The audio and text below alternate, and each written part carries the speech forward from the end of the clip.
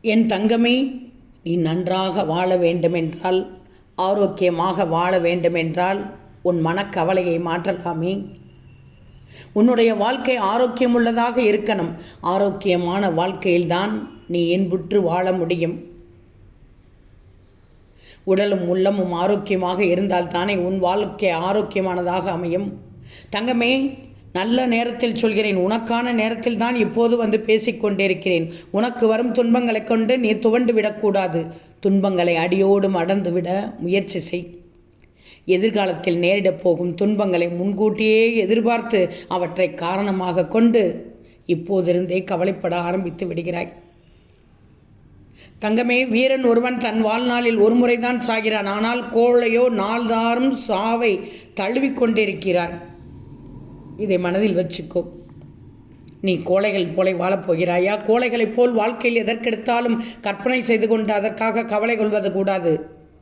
உனக்கு நேரவிருக்கும் துன்பங்கள், சாவு முதலியவற்றெல்லாம் இருந்து உன்னால் மீள முடியாது என்று தெரிந்திருந்தும் அவற்றிற்காக மனம் வருத்தமடைந்து கவலைப்படுவது உன் உள்ளத்தையும் பாதித்துவிடும், உடலையும் பெருமளவில் பாதித்துவிடும். தங்கமே, வாழ்க்கை என்பது மலர் படுக்கை போன்றதல்ல, முட்கள் மட்டுமே நிரம்பியதல்ல. வாழ்க்கையில் இன்பமும் துன்பமும் மாறி மாறி வரும் என்பதை நீ மறந்துவிடக்கூடாது. இந்த வாழ்க்கையில் இன்பம் காண வேண்டுமானால் எதிர்காலத்தை பற்றி கவலைப்படுவதையும் எடுத்த காரியத்தில் ஏற்பட்ட தோல்வி பற்றி கவலைப்படுவதையும் தவிர்த்துக்கோ. உன்னுடைய கோபம் உன்னுடைய பகைவர்களைத்தான் தேடித்தரும். பயம் அவனை கொல்லாமல் கொல்லும். பொறாமை உள்ளத்தை பாதித்து இன்பமயமான வாழ்க்கையை துன்பம் நிரம்பியதாக மாற்றிவிடும். உன்னுடைய வாழ்க்கையை மற்றொருவர் வாழ்வோடு ஒப்பிட்டு பார்த்தல் கூடாது. மற்றொருவருக்கு ஏற்படக்கூடிய வெற்றிகளைக் கண்டு மனம் புழுங்கக்கூடாது. உனக்கு துன்பம் வரும்போதெல்லாம் உன்னை விட தாழ்ந்த நிலையில் உள்ளவர்களை பார்த்து ஆறுதல் பட்டுக்கோ. அப்போதுதான் உண்மையான துன்பங்கள் நேரிட்டாலும் இன்ப உணர்வோடு வாழ முடியும். மனிதனுக்கு உண்டாகும் கவலைகள் அவனது மன துயரத்தின்படி மறுவடிவம்.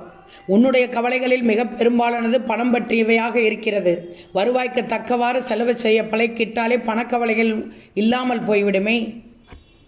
உனக்கு நேரிடும் சுக துக்கங்களுக்கு காரணம் உன் செய்கையிலே என்பதை மனதில் கொண்டு கவனமாக செயல்படு.